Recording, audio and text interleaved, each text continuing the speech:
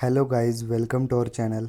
तो आज the day 34 of 120 days trading challenge. तो चलिए देखते हैं आज हमने ट्रेड कहाँ पर ली और उसके पीछे क्या लॉजिक था। तो अभी आप देख सकते हैं हमने बैंक निफ्टी का चार्ट ओपन किया है और बैंक निफ्टी आज थोड़ा गैप अप ओपन हुआ और गैप अप ओपन होने के बाद सीधा एक बड़ी रेड कैंडल बना के नीचे आया और अगेन वहां पर ही थोड़ी देर वेट किया। और आप देख सकते हो 8 ऑफ दिसंबर को बैंक निफ्टी ने 46,900 के आसपास से एक अच्छा खासा सपोर्ट लिया था और वहां से ऊपर चला गया था। और आज बैंक निफ्टी एग्जैक्टली उसी सपोर्ट पर आया और वहां पर थोड़ी देर वेट किया और आप देख सकते हो 8 ऑफ दिसंबर के बाद बैंक निफ्टी आज उस सपोर्ट पे आया था और उसने बहुत देर ट्राई किया उस सपोर्ट को ब्रेक करने का, लेकिन नहीं कर पा रहा था।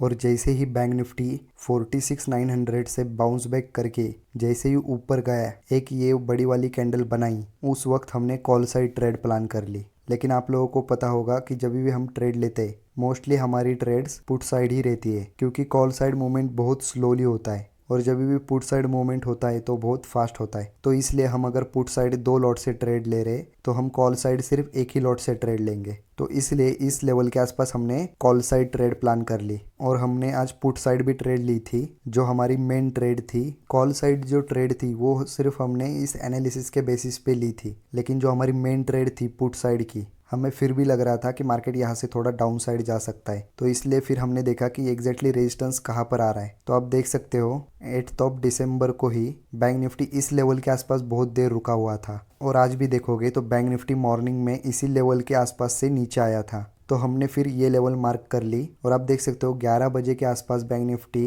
वापस इस लेवल तक आया था और इस लेवल से अच्छा खासा रिजेक्शन लेके नीचे चला गया। तो हमने थोड़ी देर वेट किया। जैसे ही ये सेकंड वाली कैंडल रेड बनी तो हमें लगा कि शायद इस रेजिस्टेंस को मार्केट रिस्पेक्ट कर रहा है, तो इसलिए फिर हमने इस लेवल के आसपास पुट साइड ट्रेड प्लान कर ली। और जब भी हम पुट साइड ट्रेड लेते तो हम फुल क्वांटिटी में लेते। नॉर्मल डेज पे हम जब भी पुट साइड ट्रेड लेते तो हम 3 लॉट से लेते, जो हमारे बेस कैपिटल मतलब हमारे 25,000 अगर हमारा कैपिटल है तो उसका 5.5% रिस्क हम पर डे लेते नॉर्मल डेज पे। और अगर एक्सपायरी है तो हम थोड़ा ज्यादा रिस्क लेते 7.5% के आसपास। आप हमारी कोई भी एक्सपायरी की वीडियो देखोगे तो आपको दिखेगा कि हम एक्सपायरी के दिन 7.5% के आसपास रिस्क लेते हैं, क्योंकि एक्सपायरी डे पे आपको एसएल थोड़ा बड़ा रखना पड़ता है, क्योंकि वोलेटिलिटी बहुत होती है। और अगर आप 100 रुपीज का भी प्रीमियम लोगे तो भी उसमें वोलेटिलिटी से आपका एसएल हिट हो सकता है। अगर आपकी डायरेक्शन सही हुई फिर भी आपका एसएल हिट हो सकता है। तो इसीलिए हम थोड़ा एक्सपायरी डेज पे 7.5% के आसपास रिस्क लेते हैं। तो फिर ये ट्रेड हमने 2 लॉट से ली। तो आप देख सकते हैं पुट साइड जो ट्रेड हमने ली थी उस ट्रेड को हमने 47,100 स्ट्राइक में लिया था और उस ट्रेड को हमने 105 पे लिया था और उसका हमने स्टॉप लॉस रखा था 65 का एंड उसका टारगेट रखा था 225 का। तो आप देख सकते हो ये ट्रेड हमारी मैक्स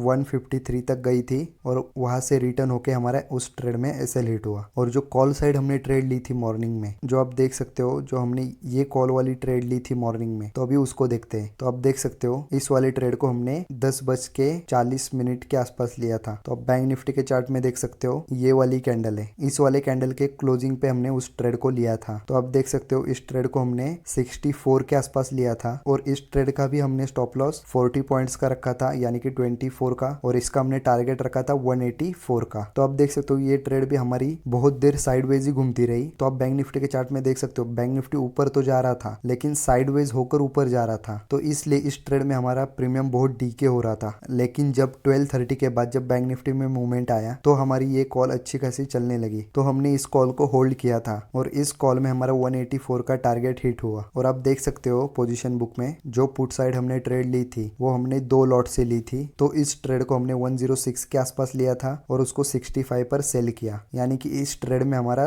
40 पॉइंट का एसएल हिट हुआ। तो इस ट्रेड में हमें 1200 के आसपास लॉस हुआ। और जो हमने कॉल साइड ट्रेड ली थी वो हमने 1 लॉट से ली थी और उस ट्रेड को हमने 62 पर लिया था और 184 पर सेल किया। और आप देख सकते हो इस ट्रेड में हमें 1800 के आसपास प्रॉफिट हुआ है। बहुत सारे लोगों को लगेगा कि अगर पुट साइड 2 लॉट से ट्रेड ली तो कॉल साइड भी 2 लॉट से ही ट्रेड लेनी चाहिए। आपकी बात सही है। अगर हमारा एसएल 40 पॉइंट्स का है और अगर हमारा एक्सपायरी डे पे पर डे का रिस्क 7.5% है ऑन बेस कैपिटल, तो हम सिर्फ 3 लॉट ही ले सकते। तो डिसाइड मुझे करना था कि मुझे कॉल साइड पे 2 लॉट रखने या फिर पुट साइड पे। और मैं जब भी ट्रेड लेता हूँ तो मैं ज्यादातर ट्रेड पुट साइड ही लेता हूँ, क्योंकि कॉल साइड मूवमेंट बहुत स्लो होता है, तो इसीलिए मैंने प्रेफरेंस पुट साइड को दी। और पुट साइड में मैंने 2 लॉट लिए और कॉल साइड में सिर्फ एक ही लॉट लिया। नॉर्मल डेज पे तो हम कॉल साइड ट्रेड लेते भी नहीं, लेकिन आज एक्सपायरी थी, अगर मूवमेंट हुआ तो मिस ना हो, इसीलिए हमने कॉल साइड ट्रेड ली। और आप देख सकते हैं इस ट्रेड ने हमारा पूरा लॉस कवर करके 600 रुपीज के आसपास हमें प्रॉफिट दिया। तो एक्चुअली हमारा ये लॉस डे था, लेकिन हमने कॉल साइड ट्रेड ली और एक लॉट से ली, इसलिए हमारा वो लॉस कवर होके हमें 600 रुपीज का प्रॉफिट हुआ। एक लॉट में 1800 के आसपास प्रॉफिट कम नहीं होता। आप अगर पॉइंट्स में गिनोगे तो इस ट्रेड को अगर हमने 64 पर लिया था तो हमने ऑलमोस्ट उसको 184 पे सेल किया, मतलब ऑलमोस्ट हमें उसमें 120 पॉइंट्स मिले। तो आप देख सकते हैं आज की इस दोनों ट्रेड को मिलाकर आज हमारा प्रॉफिट हुआ 600 रुपीज के आसपास। आई होप आपको आज के ट्रेड के पीछे का लॉजिक और हमने क्यों कॉल साइड एक लॉट लिया और पुट साइड 2 लॉट लिए ये आपको समझ आ गया होगा। तो अगर आपको हमारी वीडियोस अच्छी लग रही है तो आप हमारे चैनल को सब्सक्राइब कर सकते हैं और वीडियो को लाइक भी कर सकते हैं। तो मिलते हैं हम आपको next day. Thanks for watching.